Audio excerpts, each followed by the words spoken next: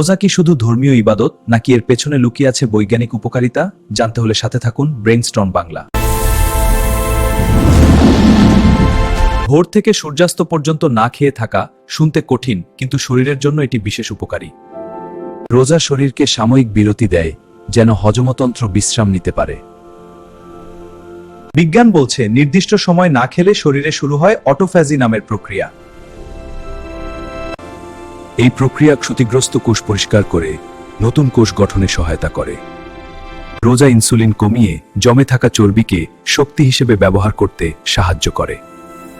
এর ফলে ওজন নিয়ন্ত্রণ সহজ হয় এবং বিপাক ক্রিয়া উন্নত হয়।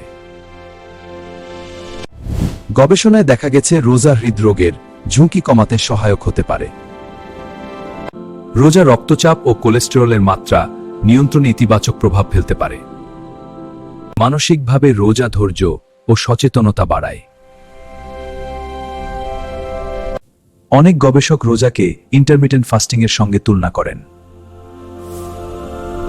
বিশ্বজুড়ে গবেষণায় দেখা গেছে রোজা প্রদাহ কমাতে সহায়ক। রোজা মস্তিষ্কের কার্যকারিতা ও মনোযোগ বৃদ্ধিতে ভূমিকা রাখতে পারে। হজমতন্ত্র বিশ্রাম পেলে লিভার ও অন্ত্রের কার্যক্ষমতা উন্নত হয়।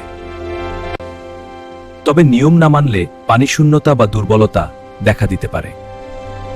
তাই সেহেরি ও ইফতারে সুষম খাদ্য ও পর্যাপ্ত পানি গ্রহণ অত্যন্ত গুরুত্বপূর্ণ।